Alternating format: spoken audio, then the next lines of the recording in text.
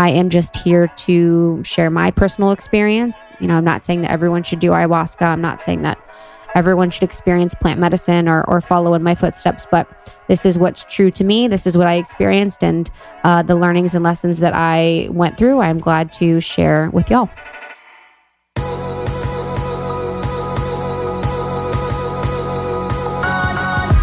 You're listening to the Almost 30 podcast, hosted by Krista Williams and Lindsay Simsick. Almost 30 started as a conversation about the transition from our 20s to our 30s. But then we realized life is full of transitions. So we expanded our mission. We are an intuition-led, wellness-focused lifestyle podcast that promises to deliver authentic conversations, diverse points of view, and insights rooted in optimism, growth, and intention. The Almost 30 Nation community is a group of purposeful dreamers who are smart, passionate, and always seeking the full potential in every aspect of their lives. At Almost 30, we're making magic together. We dream it, and then we do it. Thanks so much for tuning into the Almost 30 podcast. Here we go.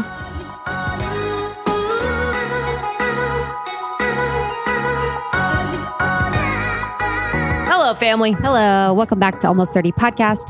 My name is Krista Williams. And my name is Lindsay Simsick. And welcome back to the show. Yeah, we're happy to have you. If you're new to Almost 30, welcome.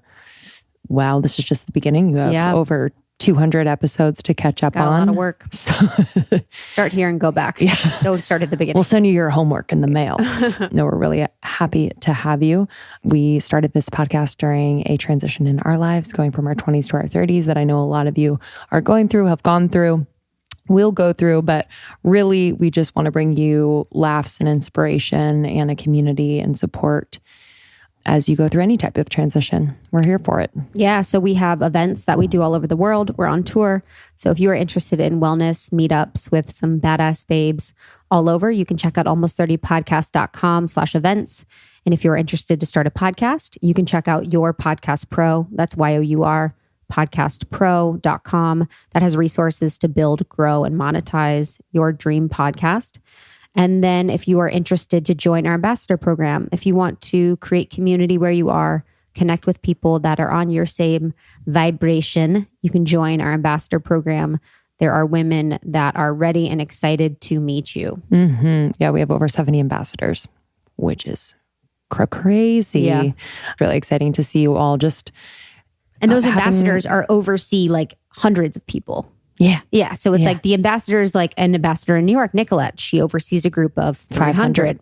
Now it's 500. People. So there are a bunch of people that work with the ambassadors all over. Yeah. They're just they are the point person. They help to facilitate these meetups and events and things. And a meetup could look like 2 people getting together for a book club or 30 people for a yoga class or, active service. So we're just happy to support. Yeah, we actually recently visited SCU, Santa Clara University up in San Jose, and just had the most incredible experience. Krista and I set out the beginning of this year, wanting to visit colleges. And a lot of people told us that was going to be hard.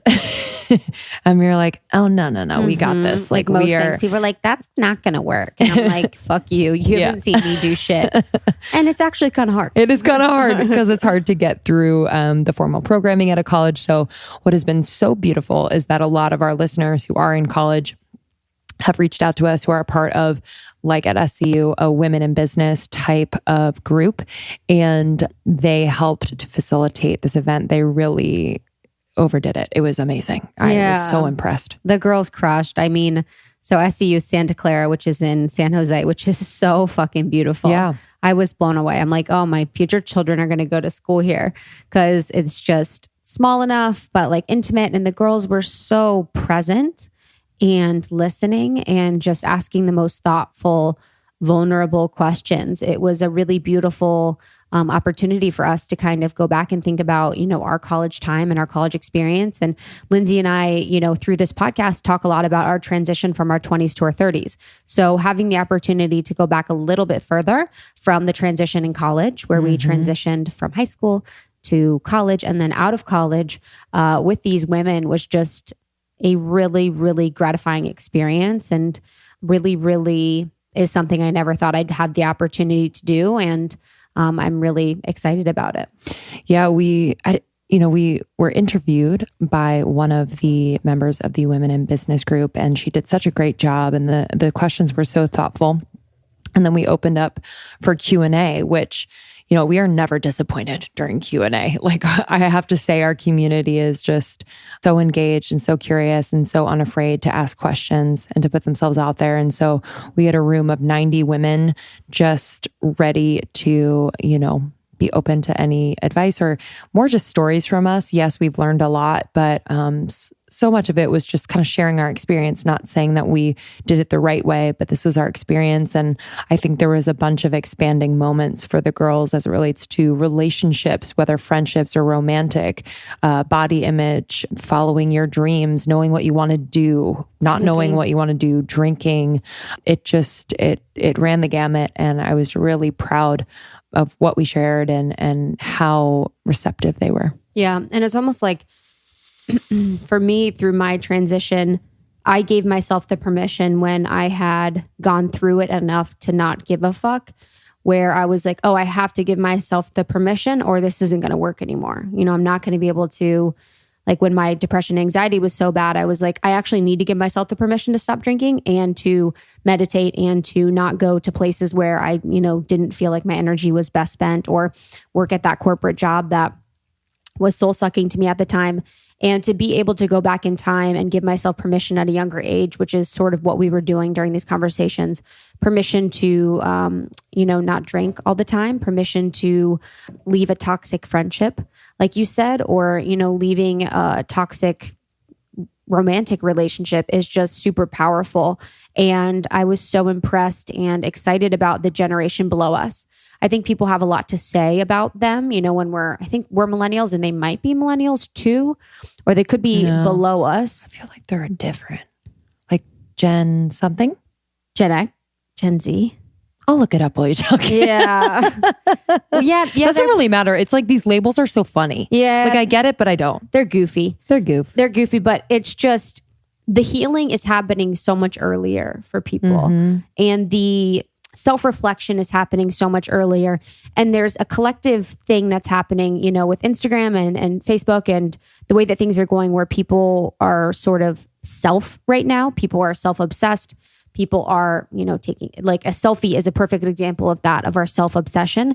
But there will be an evolutionary time where we kind of take that self-reflection, where we've healed, we have self-love, and we can kind of turn outward and look at the collective. And I think that generation will be the ones to do that. And to connect with them was really beautiful. So the Santa Clara University Women in Business group, that's scu.wib on Instagram, are pros. They're Gen Z, by the way. Gen Z? 95 to 2015, born between that time. Oh. Wait, interesting, right? Gen Z, we love you. But yeah, we were so impressed by them. And another thing we talked about was, as it relates to relationships and, engaging in sex. Coitus. You know what I mean? Yeah, we said coitus. They're like, oh, wow. You guys are old. Wow. Like, do we need to wheel you out? Because I was just kind of when I was single in college, just a loosey-goosey, like fucking gumball machine. Just like, put it in, get it out. Like, didn't know what was going on. Because for me, like, I felt like I couldn't express myself properly in the more healthy ways. And so like physically I could express myself in that way and impress people that way or get close to someone that way. So I think the question was like, when do you let someone in? Because I mentioned, through talking to John Wineland, that idea of not letting anyone in before they feel you and actually like feeling you, and you'll know. It's like a very intuitive feeling. And yeah, I think college is just a weird time to actually be able to sense that, because you're in this bubble, you're eating weird food, you're trying to like make it in school, you're trying to socially keep up with the Joneses. Like, so I don't really know if I'm speaking about guys, I guess in particular, but it really is both. But in my experience, just with guys, like they didn't have the capacity to really like 9.5 times out of 10, have the capacity to hold space for a girl. And really what it was just kind of what everyone was doing and that's what they were doing. It wasn't this like conscious choice to be with someone. If it turned into a relationship, then it turned into a relationship and poof, like sometimes that happened, but I just don't know. It's very rare to meet someone at that age who really has the ability and the tools to hold space for that. And yeah, I would just, I wasn't like no sex. I was just kind of like, as women, we're super intuitive. So listening to that feeling of, you know what, like, first of all, why am I doing this? Like, am I okay with just having fun and it being super casual and not going anywhere just so long as I'm safe? Fine. But if I liked a guy and I engaged in it, knowing that maybe he wasn't totally in it, I inevitably just felt like shit or got hurt or something like that. So just being very aware, knowing that your decisions are completely yours. You know what I mean? Like you can't really blame anyone else. I have to say. Yeah. I mean, that at that time is just instrumental. It's hard to think because, from where I went, the pool of guys was so... No. Just like it was bleak. So, there wasn't a lot of, like, I couldn't imagine a guy being like super conscious. Totally. And I'm just thinking of like what I was attracted to back then and there was a ton of them. 100, yeah. Which is not healthy. 100. And yeah, the drinking thing was cool to talk to a few women that came up specifically to talk about feeling like they felt pressure to drink all the time. They didn't want to drink. And just kind of exploring that conversation and ways in which they could feel better about it or pull back on it or be in spaces and not be drunk all the time. Yeah, totally. So thank you to the ladies at SCU WIB. Yeah, thank you so much. We are your biggest fans. And a lot of them are graduating soon. Yeah. So congratulations. And a lot of those soon-to-be graduates didn't know what they were going to do. And they felt so good after the whole night, not knowing what they want to do. You know what I mean? Like, and neither of us, even though we went straight into certain things, it wasn't truly what like our heart was calling us to do, but power to you if you don't know what to do, Yeah. It'll reveal itself. And so we'll be at Columbia in New York in October. More information on that college tour stop to come in the next couple months, but that was a great trip. Yeah, it was great. Okay. On the podcast today is my friend Krista Williams.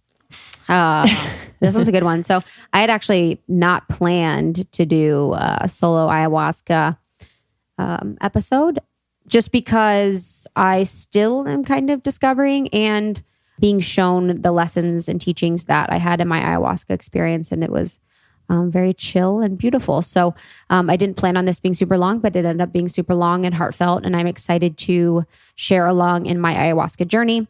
I am just here to share my personal experience. I'm not saying that everyone should do ayahuasca. I'm not saying that everyone should experience plant medicine or follow in my footsteps, but this is what's true to me. This is what I experienced and the learnings and lessons that I went through, I'm glad to share with y'all. Yeah, it's such a good one. And that's kind of the beautiful part about our experience is that it's kind of continuing to happen. Yeah. All right. So if you love this episode, please share it with your friends. That means so much to us. If you are called to rate and review on iTunes, that really helps us out. We do spend a lot of time and all this free content comes from our heart. So your review really means the world. We'll read one on the other side of this. We are on tour, almost30podcast.com. If you want to start a podcast, know someone who wants to start a podcast, or you want to up-level your own podcast, yourpodcastpro.com, YOUR podcastpro.com. Yeah, and join us at our retreat this July 9th through 12th at Calamigos Ranch, which is fucking 5-star, the most beautiful place, Restoration Hardware, Malibu Chic in Malibu here in LA. We have some of our very best friends, some of the best healers in the game, some of the best nutritionists in the game with healthy vegan plant-based food if you'd like, or non-plant-based food, some great sponsors and swag bags and workouts and all of the things. So we are really looking forward to that. You can go to our website, almost30podcast.com to sign up and join that retreat this July 9th through 12th. Woo! All right. Bye. Bye. TSA approved and makes traveling together so much better. I know. You guys, on the road, we are in close quarters in Airbnbs, hotels, on planes, whatever. But Lindsay and I always have our poopery wherever we go because we need to keep up the idea that we're perfect. This is an all-natural essential oil spray before you go toilet spray. And honestly, it's my number one travel companion, whether I'm traveling to a date, whether I'm traveling across the pond to London. I have it with me all the time in my purse. I make sure to put it on the toilet when we're in the hotel or the Airbnb. It just like, one, makes it feel like home, and two, just makes it safe to poop wherever I am. I know. And it's not shame around the poop. It's just courtesy. Just a kindness. Yeah. And it's all natural. It's essential all oils. Natural. So I don't feel bad because now I'm kind of on the tip of baby wipes being a problem. So it's not bad when you spray it in. Yeah. So it actually seals the surface of the toilet water. Poop goes in and then it traps the smell in the water. It's honestly a miracle. Susie Batiz is a genius. We love her so much. And we highly, highly recommend. They also have a shoepery. So if your feet stink, get on it. You can go to poopery.com, POOPOURRI.com. Use the code almost30 for 15% off. So that's code almost30 at poopery.com for 15% off. Enjoy.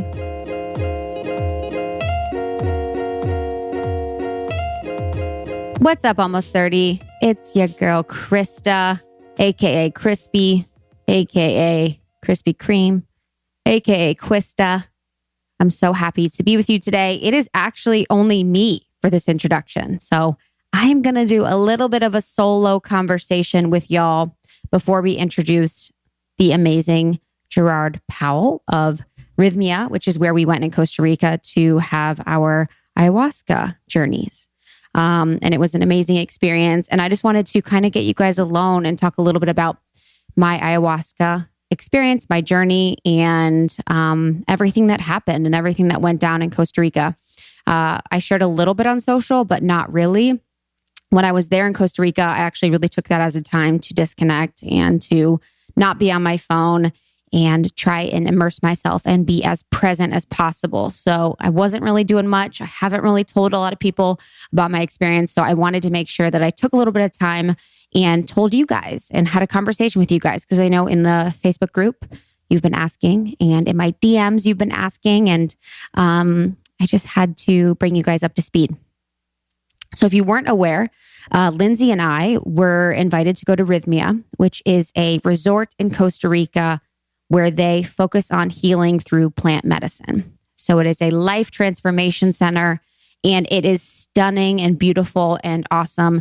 And I've always said, you know, maybe a couple months ago or even in late 2018, when I would have conversations with some of our close friends about ayahuasca, that I wasn't going to seek it out, but I'm always down. And that's how I've been with most things in my life, is that if it's going to make me a little uncomfortable, if it's going to help me expand, if it's not part of the mainstream, and if it's something that I could do that would potentially benefit others in the way that I share my story, I'm down. So with ayahuasca, it was nothing different. I was always like, yeah, I'm down if the situation happens, that works. And a few times in LA, me and Lindsay would be at events and there would be people there that would be like, okay, yeah, we're doing this ayahuasca ceremony. And I'm like, okay, cool. Like, tell me more about it. And they're like, I'm going to do it with this awesome shaman. It's going to be at this house in Beverly Hills and it's going to be beautiful. And I'm like, oh, that actually sounds a little bit like my hell, because I don't want to be at like a nice ass Beverly Hills rented mansion with people I don't know, doing a substance that I don't know, and then just like going on with my life the next day. And that's just really me. Like, it's a preference for everyone. And the way that people choose to experience the medicine is all personal to them. But for me, I really wanted to be as respectful as I could. And to be honest, like, it is so important for me that I'm doing things the best way that I can for you guys. And I mean that seriously. You know, I take what I say to you very seriously. I take my experiences and my thoughts to you very seriously. So when I'm thinking about ayahuasca, I want to make sure that I'm doing it the safest way that I can, the most thoughtful way that I can, the most respectful way that I can. and not just like doing it as a quick fix. I, didn't want to just be like blowing my mind and going into the fourth dimension at some house with randoms. And then the next day being like, well, I guess I'm going to go to Erewhon for breakfast and then I'll probably just crank out a few hours of work. Like I wanted it to be integrative. I wanted it to be an experience. So when we got the opportunity to go to Rhythmia, it was really fate. And it was really something that I took as a sign for us to go, where we got this opportunity to go and partner with them, share our experience. And it happened really easily. So it was almost like the medicine was calling to us. The medicine was calling to Lindsay and I to come to experience it and to be a part of, the Rhythmia community. I didn't have, from the time where we booked it to, the time we went, I didn't really have I wasn't too scared. The only fear that I had was that I was going to change and I would not be able to connect with people in the same way that I did before. And there were times in my life where I felt like this, this is silly, but when I went abroad in college, I was gone for like 7 months and I lived in Europe and I traveled to all these places. And then I'm going back to Ohio and I'm going back to like toga parties and stuff. And I'm like, okay, I just, was like at the Eiffel Tower and I was just, like in the Alps and I was doing all this stuff. And then I went back to my old life and I felt like the expansion that I had didn't match the environment that I was in. And it was kind of uncomfortable for a while. It was like a little bit of a low time for me where I felt like I was trying to fit back in. I was trying to, bring myself back to fit into this environment that I never even really liked in the first place. So I did have the fear of ayahuasca expanding me so much that I wouldn't be able to operate normally in the world. And I already have that experience normally where I feel like sometimes I learn these things or I start to do these practices or I read about X, Y, and Z, or I learn about X, Y, and Z. And this knowledge and information makes it uncomfortable for me to sometimes live my life. And if you listen to the podcast, through all the conspiracy theory stuff and the alien stuff and some of the things that we talk about here, it can be a little weird, to just go to school, go to work, eat this, eat that, be normal, quote unquote, watch the Kardashians, all that stuff. And so the hesitation there with ayahuasca was that it would just blow my fucking mind and I'd be like, decide to live in a hut and just like peace out and like grow dreads and just, recycle my own urine. So I had that reservation. I had that fear, and I've done mushrooms before. I've done acid before. I've done a few things as far as like drugs and the expansion realm. So it wasn't like I didn't have any experiences with that. And to be honest, those experiences, although at the end were not helpful for my health, I started to get really sick whenever I would do anything like Molly or MDMA. And I haven't done it in 3 or 4 years, but it was very expansive for me. And it was a lot of experiences that really changed my perspective as far as interdimensionality and spirits and God and the way that plant life interacts with humans. So I felt like this was going to be a next step for that, but I also felt like it was going to be a lot more intense and a lot more real.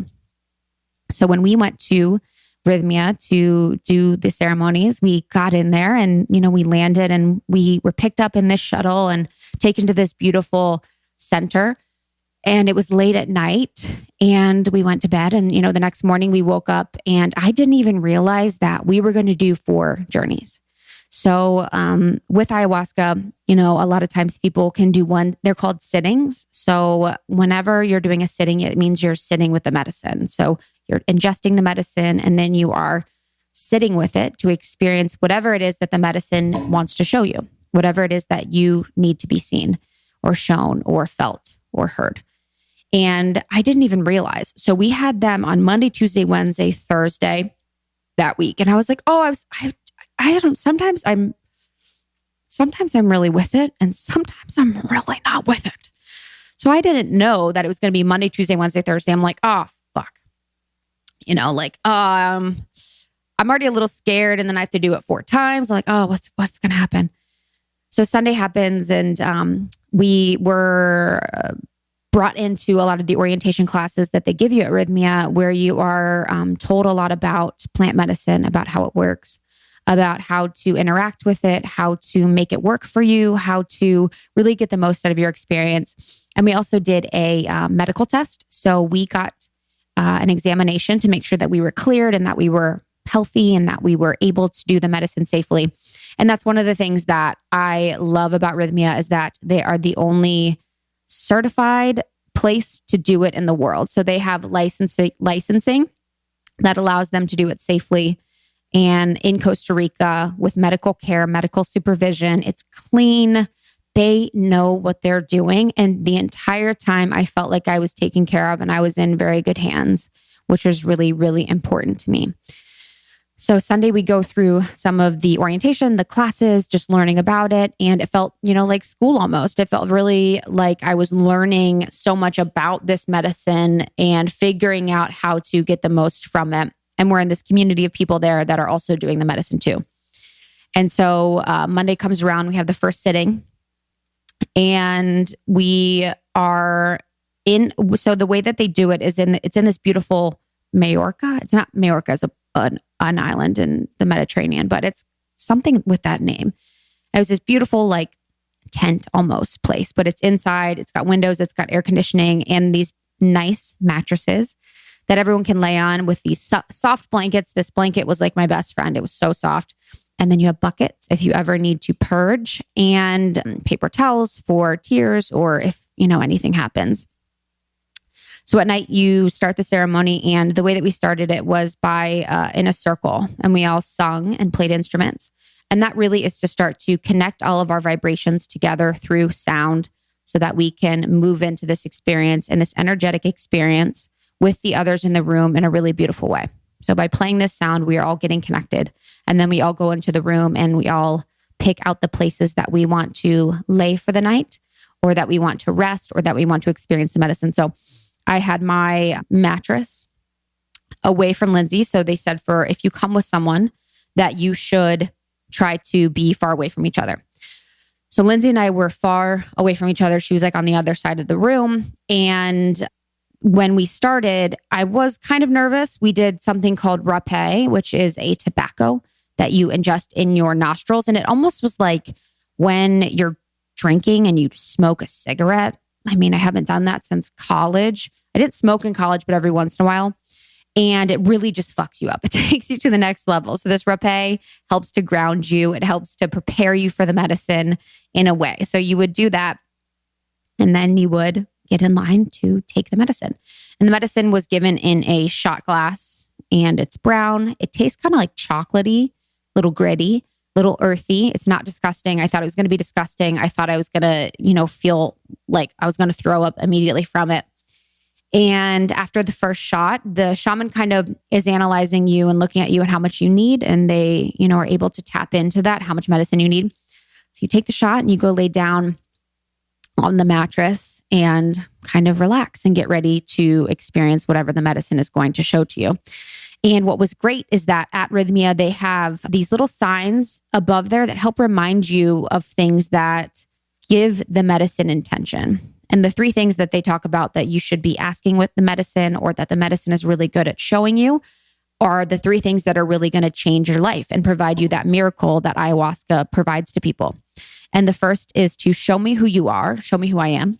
And if you think about this, if you were to ask God, source, whatever, to see who you are, this would be a 360 view of the way that you interact in the world, the way you interact with your relationships, of the person that you are. So from this perspective, it would show you a really non-biased view of everything.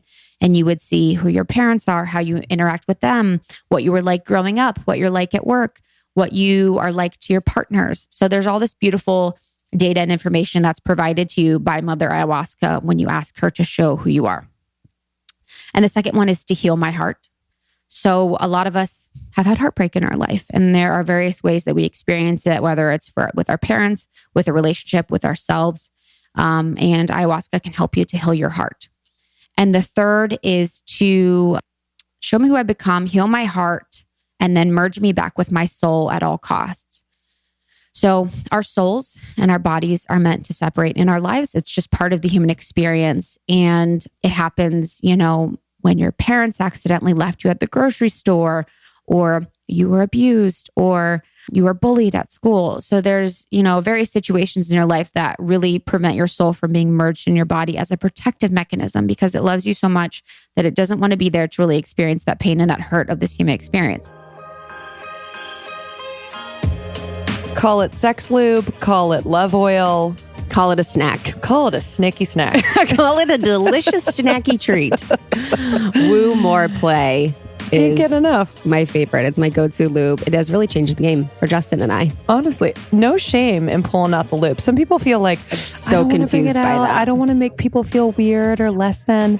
It honestly enhances the whole thing. For them and for you, because it tastes delicious. Yeah. And it just makes things better. Yes. Don't care. Come Even on. if you feel ashamed about it, squirt a little something on it before without them seeing, and they'll be like, wow, this tastes amazing. She's got a vanilla magic pussy. It has vanilla, coconut oil, beeswax. It's A little bit of stevia just to make Yep. it sweet. Yeah, it's a little sweet. It's so delicious, and it's good for you. So we're really hype on making sure that the products that touch our vagina in and out of it are right and clean. And this product we trust, we've been using for a long time now, and we've gotten insane feedback from our community as well. So don't wait. Try it. It's called Woo More Play. So go to woomoreplay.com, WOOMORE play.com. Use the code almost30 and you'll get 10% off your order. The packaging is chic as hell. It's going to be in your bedside table. Love it. Pull it out. Use it. Let us know how you like it. woomoreplay.com. Code almost30 for 10% off.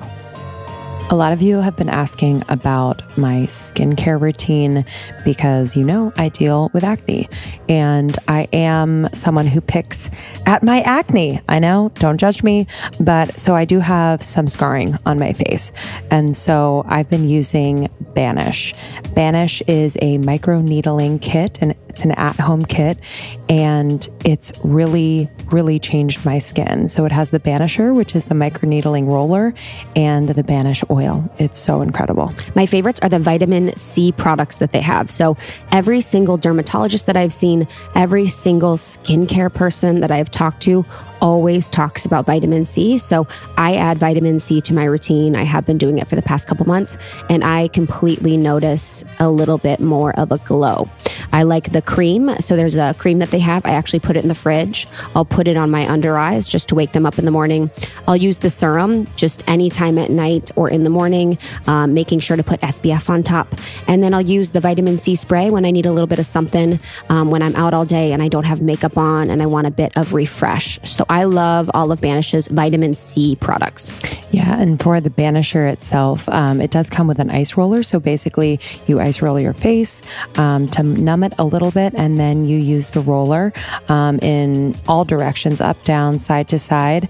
And it does leave your face red for probably, 30 minutes. I do it before bed. It's perfect. I'll put the Banish oil on, wake up, swear to you, my skin is so glowy and plump. So I highly, highly recommend. I do this about once a week, and then go down to like once a month, but I really have seen results. I love it. Go onto their website, banish.com, BANISH.com. You can see the before and afters, which are pretty incredible. So let us know how you like it. And for our listeners, you can get Banish for $10 off when you go to banish.com/almost30podcast. So that's banish.com/almost30podcast for $10 off your order of Banish.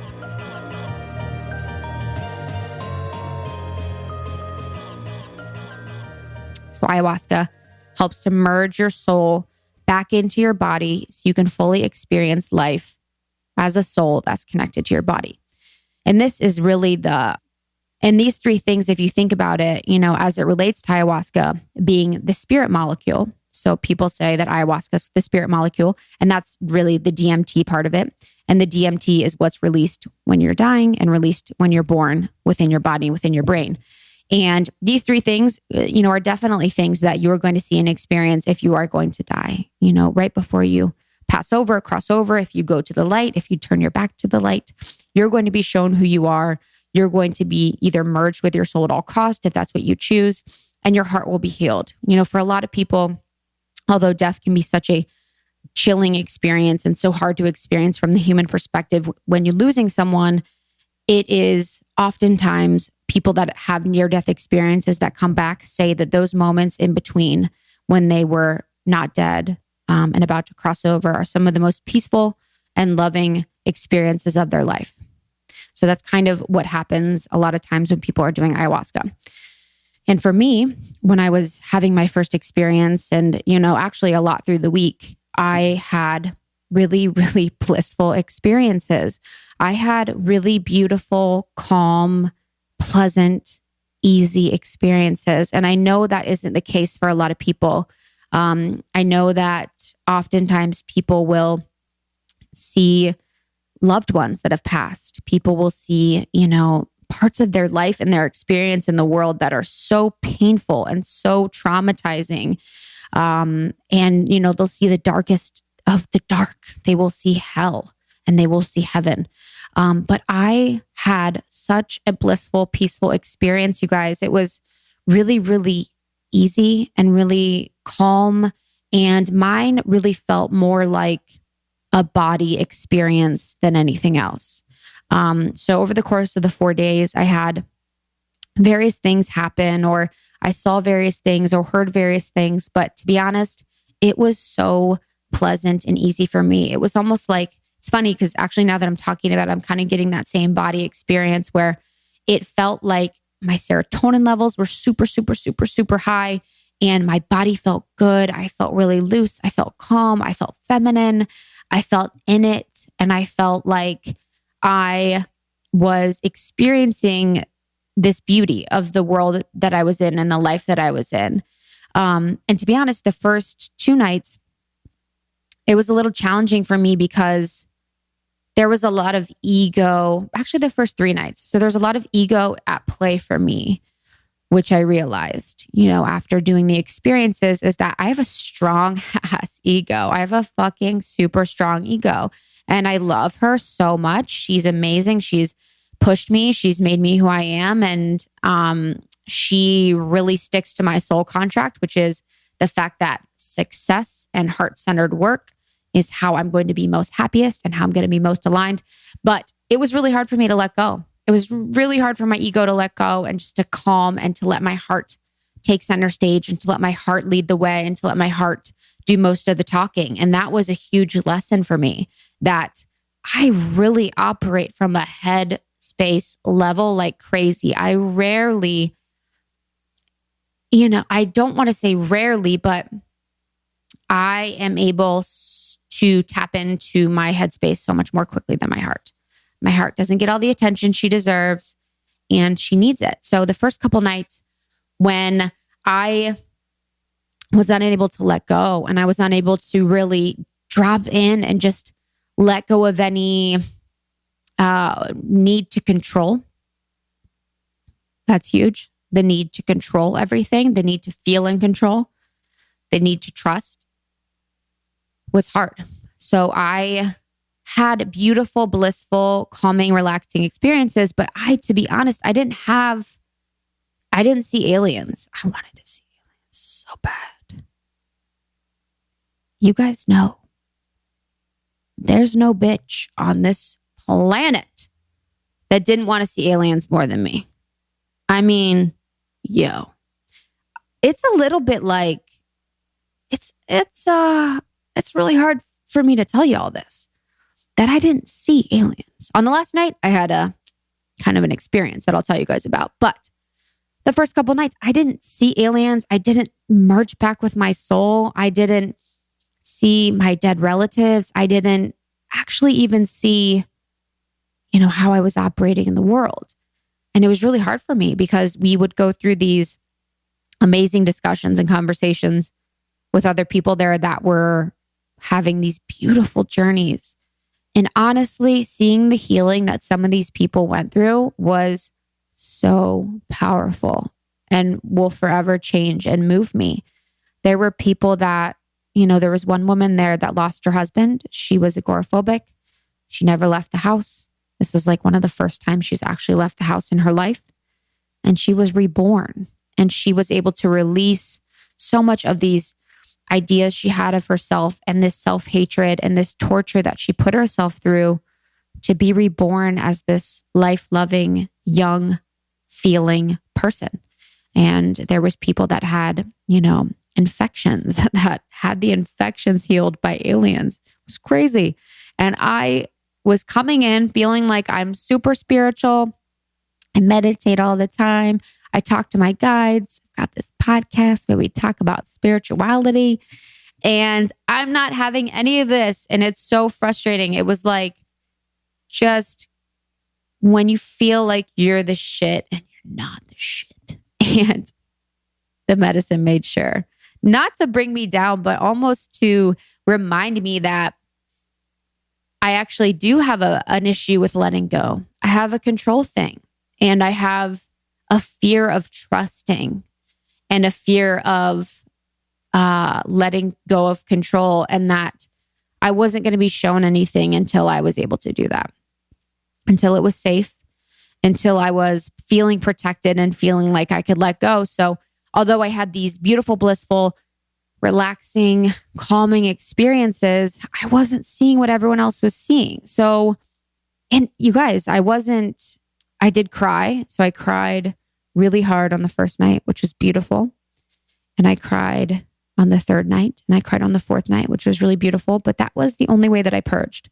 So as far as puking, everyone wants to know about, they're like, oh my God, you throw up all the time, blah, blah.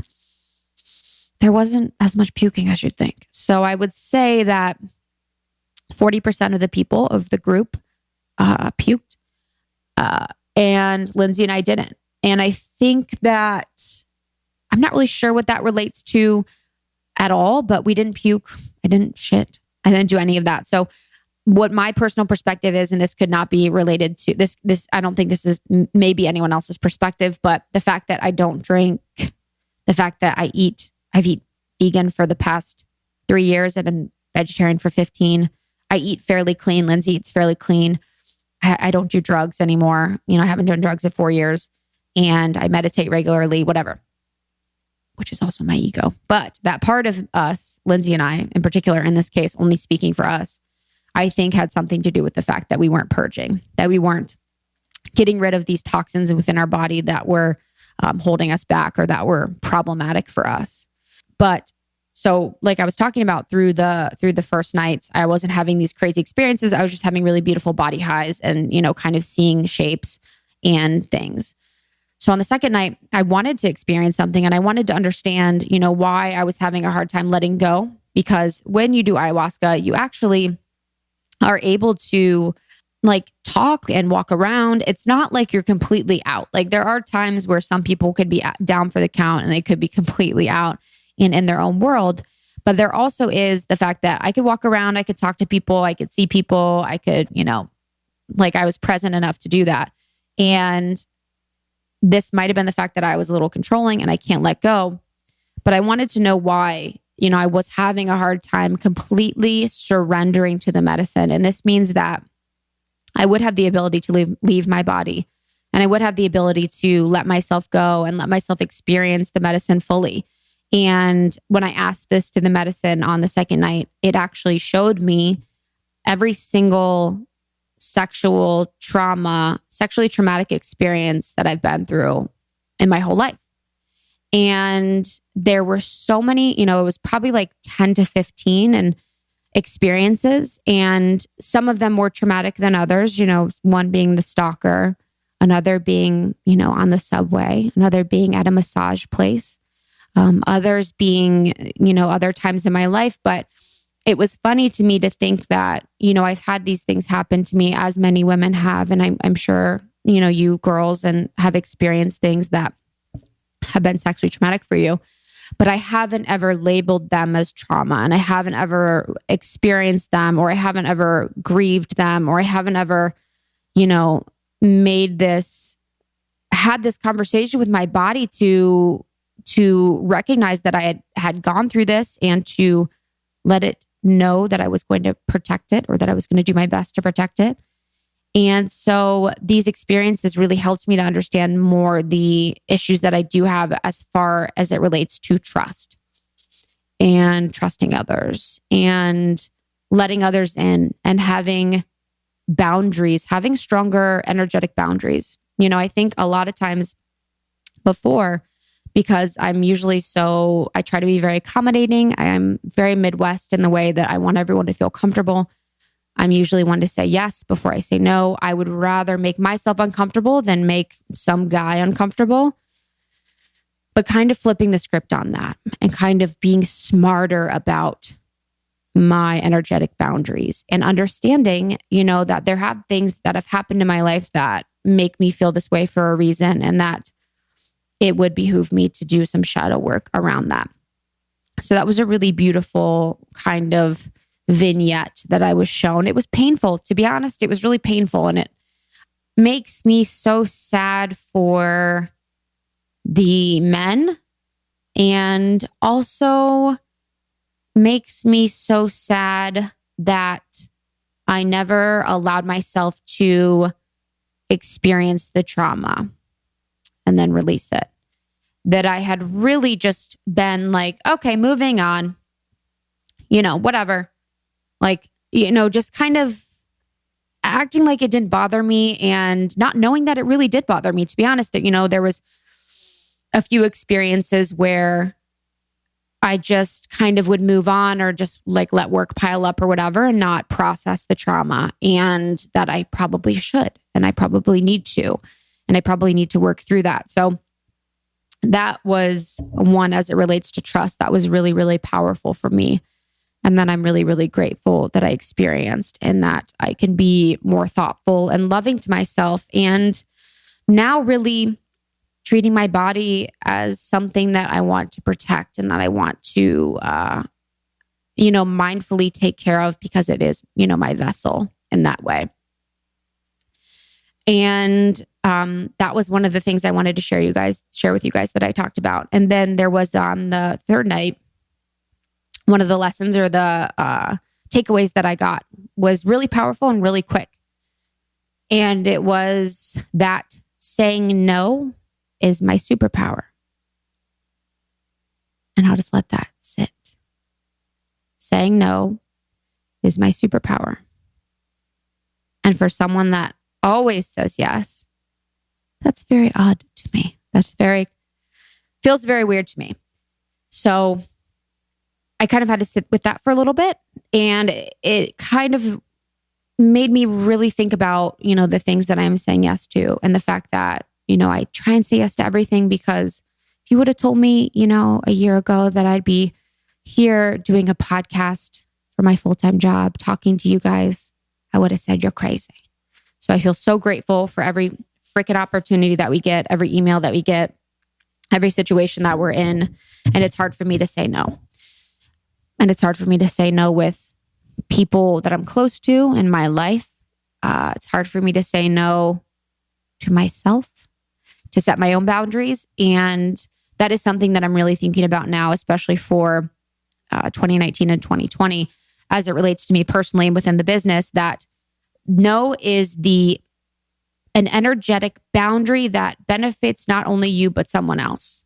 And by cutting those cords and by building those, it's not a wall necessarily, but by creating that severing of a tie that could potentially be there, you are allowing more energy to come to that person in another form that's a better fit for them.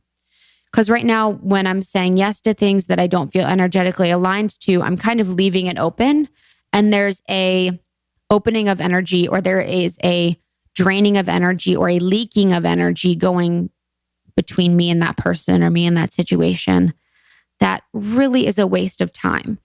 And so being more thoughtful about checking in and seeing if something's a fit, and being really honest. And that's, my goal for the last year has been to be radically honest. And being radically honest isn't easy. It's not very glamorous, but it's the only way that we can live fully in this life and live fully in intention and presence. So for me, thinking about saying no, being my superpower, was one of the really, really beautiful things that the medicine showed me. Let me tell you about a girl who tried a brand recently and realized that she had been wearing starchy underwear and socks and bralettes for a very long time. A pair of thieves came into my life and I will never look back. Okay, so for example, my life was changed when I tried their reversible bralette. All of their bralettes are reversible and they only use flat seams to eliminate chafing. So you know sometimes seams cause like redness and chafing on the body when you wear them? Pair of Thieves has done it right. The fabrics are so soft. It's a major upgrade. It's cotton and modal. That's their mega soft underwear, which I highly recommend. And their socks are just the coolest socks I've ever tried on. And they're so comfortable. I've been actually wearing like fun, funky socks with my sneakers. People have been loving it. And so have I. Pair of Thieves is great for both men and women. So on the men's side, they have undershirts, socks, and underwear. And for women, they have underwear, bralettes, and socks. They also have a kids section with underwear and socks. Come on. So if you are looking for the best of the best to put on the most intimate parts of your body with supreme breathability, moisture wicking, 4-way stretch, and just like uber comfortable, try Pair of Thieves. So for a limited time, this month only, our listeners get 20% off their first order at pairofthieves.com/almost30. So get 20% off when you go to pairofthieves.com/almost30.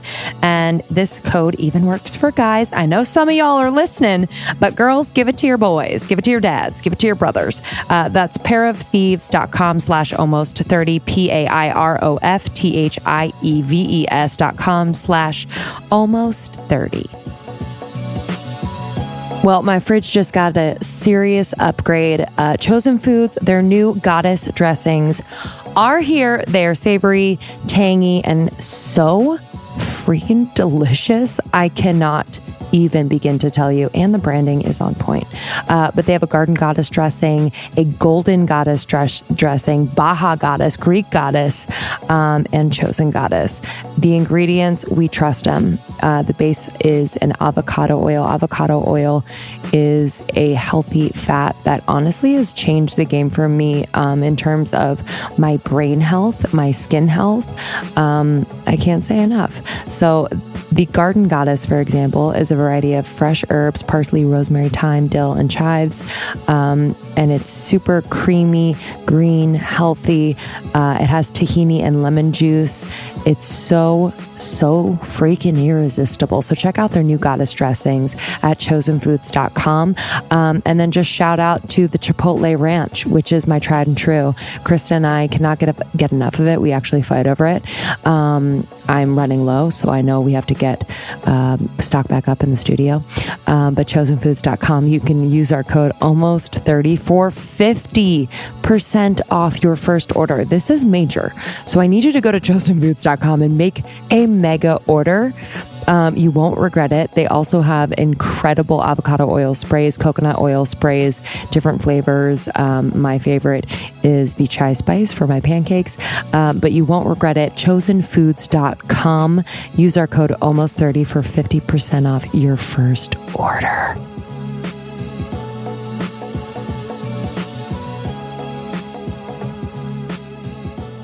It also showed me a kind of weird thing, a weird person. So in high school, I dated someone in high school and I cheated on him. It's high school. You know, everyone's cheating on everyone. Like, not to dumb it down or whatever. I just didn't want to make the situation any bigger than it was. But I cheated on this person and I was very flippant about it. And I was very dismissive about it. Not very heartfelt, not very caring. And this person really, really, really cared for me. And I was shown how much this person cared for me and how much I hurt them by doing this and how I really put them on a path of difficulty and of challenging relationship situations because they felt trust issues after, you know, what I did to them. So it's kind of on the flip side of my trust issues, the trust issues that I've impeded on others.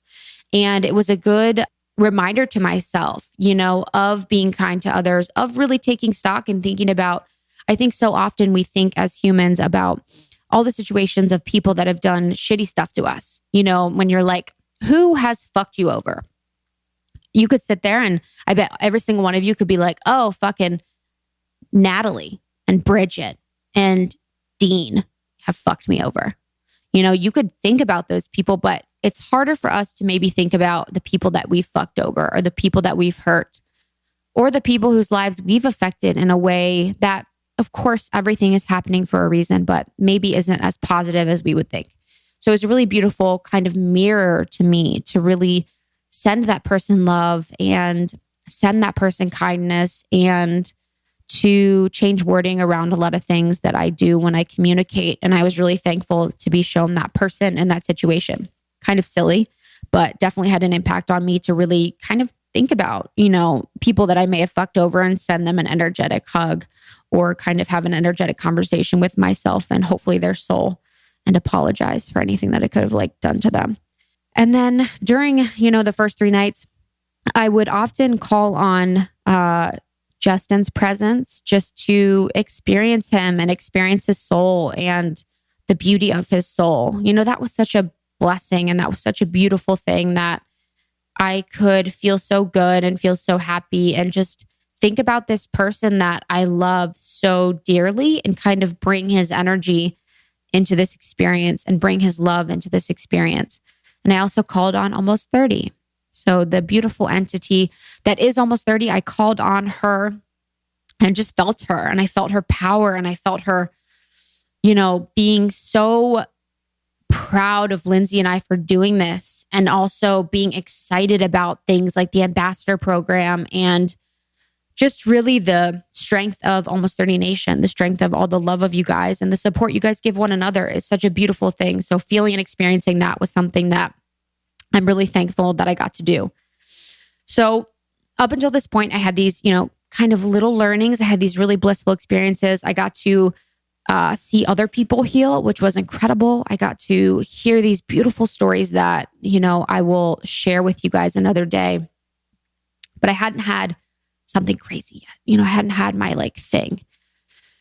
And I was feeling a little left out and I was feeling a little insecure. I'm like, fuck, I like meditate and I love fucking aliens. Like I love aliens so much. I want to see them. Like I want to talk to them. I want to like do all this stuff, all this ego stuff. You know, to be honest, like me wanting to see aliens is all an ego thing because I want to say that I saw them and I want to like prove to myself that I've seen them. And on the 4th night, we do a ceremony that's all night. So it starts from 7:30 p.m. and it runs until about 7 a.m, which seems crazy, but the night like freaking flies by. And I do my first sitting and I do my second cup. And it's like 4 a.m. at this point, and I'm just feeling really good. I'm, you know, just vibing. I'm sleeping a lot and I'm healing in other ways. Like I'm kind of interdimensionally healing other parts of me. And I'm actually really tapping into my feminine this night. I actually felt myself as a really feminine being. And I felt myself in a very feminine way that I haven't probably in my whole life. Working as an entrepreneur makes me very masculine. I just tend to lean towards masculine, although there's definitely parts of me that are very feminine. But I've been in my masculine the past, you know, couple years with building the business, and it felt really beautiful to be juicy and be warm and be soft and to experience the feminine side of me that I haven't in so long. So I do the 3rd cup. And after that point, there's a healing. There's a shamanic circle that's healing. And I'm sitting outside at this point looking at the stars. I start to hear the roosters. The roosters are starting to crow. And the shaman comes out directly to me and says to come to the healing circle. So I go to the healing circle and there's a group of shamans, probably 12 of them, that are healing this group of people. And it was one of the most beautiful things I've ever been a part of. That part I was really emotional too. I was bawling for probably 2 hours.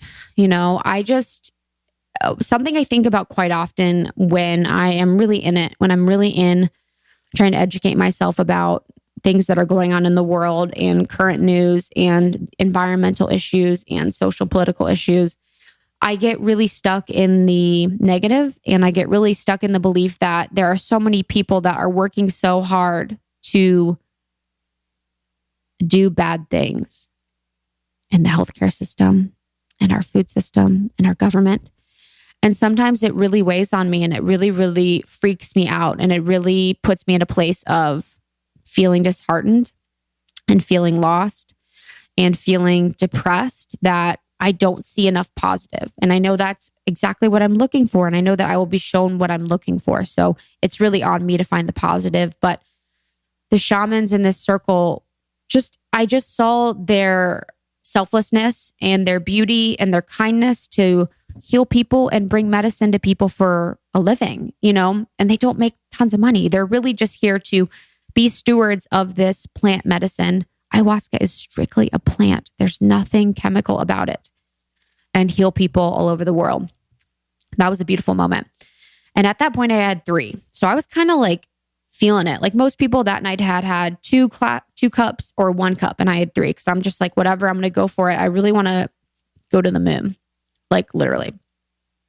So I get healed by the shamans, and it's about 7 a.m. and the ceremony is ending, and we are able to go to our rooms. And when I go to the room, Lindsay goes to breakfast, and I'm like, oh, and I really, really, really, really start to feel it. And I'm like, fuck, like I'm alone in the room and I'm really, really tripping right now. Like this is like when it really fucking happened and I started tripping. So I'm like, okay, here we go. And I realized that because of my control, because of my inability to let go, that I was going to have the most profound experience right now being alone in my room, because I'm fully able to trust. I'm able to let go.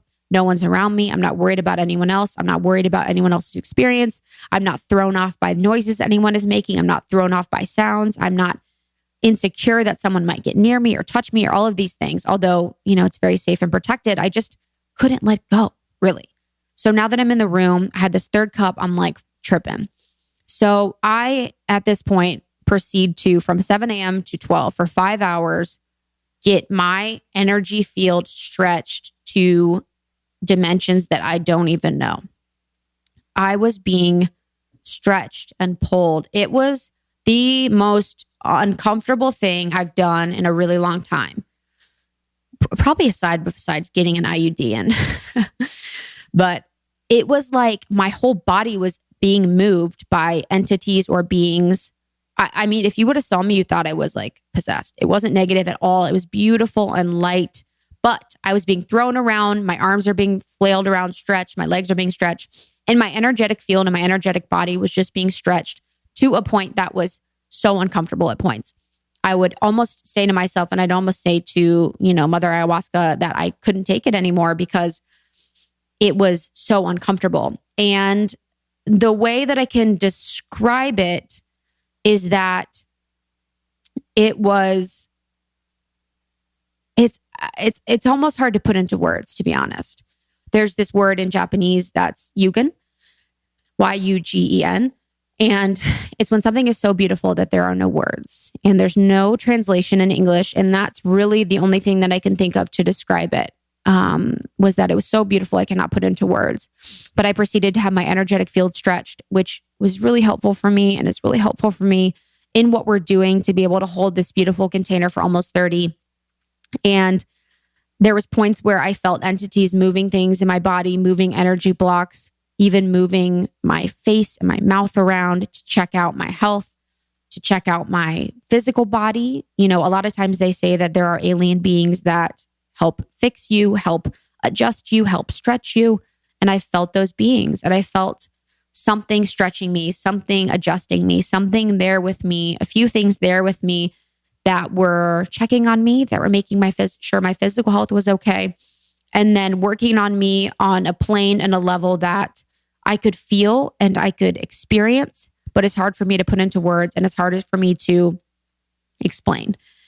And during this time, I had the realization that through my life, any of the spiritual experiences that I've had have always been a knowing and have always been a feeling. And I've never seen things. I've never seen ghosts. I've never, saw a man at the end of the bed, or whenever I've had experiences with entities or ghosts or anything like that, I've never seen them, but I've always felt and I've always known. And this was exactly the same. I felt and I knew that I was having this experience, this beautiful exciting, energetic stretching that was going on that was enough information for me to be able to trust and love and feel, but also not too much information where I was freaked out. I was overwhelmed. The medicine really gives you exactly what you need and gives you just enough for you to operate and for you to change your life and not be freaked out. I mean, I've literally never seen a ghost in my life, like seeing the actual outline, because honestly, I'm literally so scared. It's crazy. I'm not scared of ghosts anymore, honestly, but that stuff freaks me out so much that I could never see it. And so it was a really beautiful thing that I got this checkup, this stretching, this adjustment, this beautiful physical thing happened to me when I was alone in my room for, 5 or so hours. And I got to be alone and I got to really let go and really release and really just be with the energy, be with the medicine and be with myself. And it was so super powerful. And I will never, forget that ability and that opportunity. And I felt like things happened with my energetic field and with my spirit that are also affecting my previous lives and my future lives and myself in other dimensions, and that are also affecting my karma. So any karma that I have had in past lives or my family karma, you know what I mean? There are things related to my family and my lineage that I felt like I also cleared for them and I also cleared for us. So I was really grateful. And that is all she wrote. I had a really powerful week and I've had an interesting time being back. I didn't really allow myself time to relax or to recover or to be with it, but I've been really working with those messages and those learnings. And I have been meeting tons of people that have had ayahuasca or do plant medicine. It's actually been very interesting. I've had, strangers come up to me. I was on the beach in Costa Rica. A stranger came up to me and told me about his experience. He had no idea I talked about it. I got a massage in Austin and the guy told me about his experience the whole time. So I've had these serendipitous situations happen that keep reminding me of the work and of the lessons that I have. And I will definitely do it again. I will definitely go back to Rhythmia. It was such a beautiful, comfortable, thoughtful experience. And I feel really proud to share Rhythmia with you. I think a lot of people have the curiosity and the wondering about ayahuasca and the effect that can have on them and the healing that it can do. I mean, if you have sexual trauma, if you're an addict, if you have, personality disorders, depression, anxiety, family issues, all of these things, ayahuasca has been said to help with. And if you go in with the right intention and if you go in being open, more open than me, I would say, then you could have such beautiful healing. And so we wanted to be stewards of this beautiful healing for you. And that's why we wanted to recommend Rhythmia. And that's why I'll be going back to go deeper and to experience more and to really experience parts of my shadow and, relationships with my mom and all of these different things that, ayahuasca can share to you. And as a last thing, some of the intentions that I had related to the medicine and what I wanted to do was, one as an example was I wanted to have more compassion for my mom. I wanted to have more compassion for her. And I wanted to see parts of her life that I didn't have any information about, that I didn't know about, so that I could have more compassion for her and the person she is today. And since the ayahuasca experience, I've been shown in small ways, little ideas and little things that have helped me and that have provided me with more compassion. So it's working, just not exactly in the profound, crazy, crazy, crazy way that I thought it was going to, but it's always working. Would I say for anyone to do this? Maybe.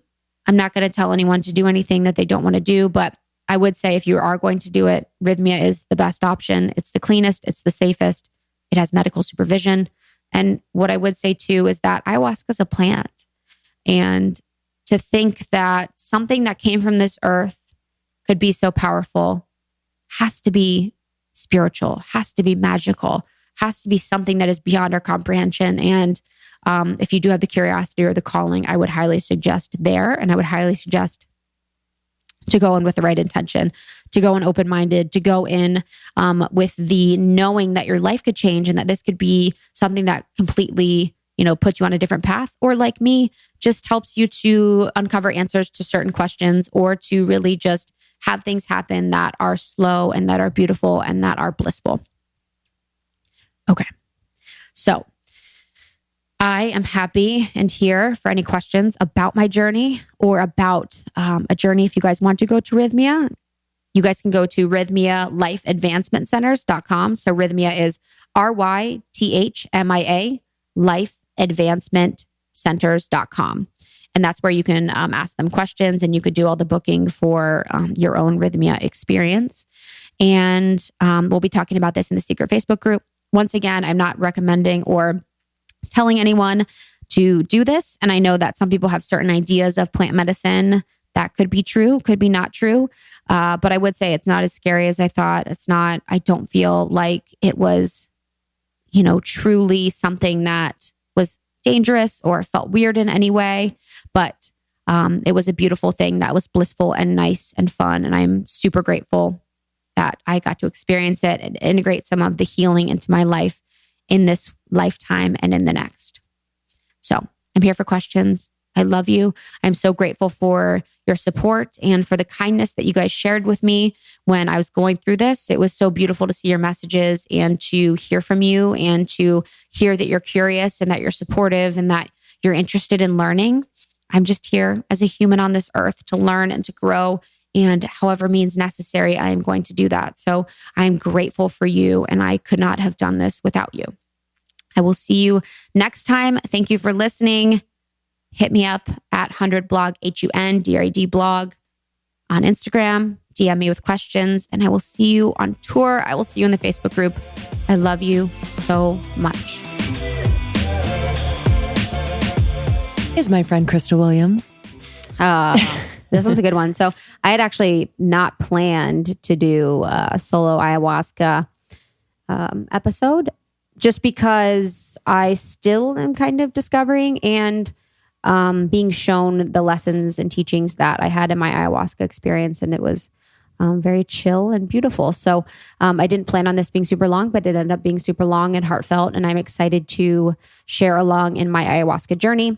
I am just here to share my personal experience. I'm not saying that everyone should do ayahuasca. I'm not saying that everyone should experience plant medicine or follow in my footsteps, but this is what's true to me. This is what I experienced, and the learnings and lessons that I went through, I'm glad to share with y'all. Yeah, it's such a good one. And that's kind of the beautiful part about our experience, is that it's kind of continuing to happen. Yeah. All right. So if you love this episode, please share it with your friends. That means so much to us. If you are called to rate and review on iTunes, that really helps us out. We do spend a lot of time, and all this free content comes from our heart. So your review really means the world. We'll read one on the other side of this. We are on tour, almost30podcast.com. If you want to start a podcast, know someone who wants to start a podcast, or you want to up-level your own podcast, yourpodcastpro.com, YOUR podcastpro.com. Yeah, and join us at our retreat this July 9th through 12th at Calamigos Ranch, which is fucking 5-star, the most beautiful place, Restoration Hardware, Malibu Chic in Malibu here in LA. We have some of our very best friends, some of the best healers in the game, some of the best nutritionists in the game with healthy, vegan, plant-based food, if you'd like, or non-plant-based food, some great sponsors and swag bags and workouts and all of the things. So we are really looking forward to that. You can go to our website, almost30podcast.com, to sign up and join that retreat this July 9th through 12th. Woo! All right. Bye. Bye.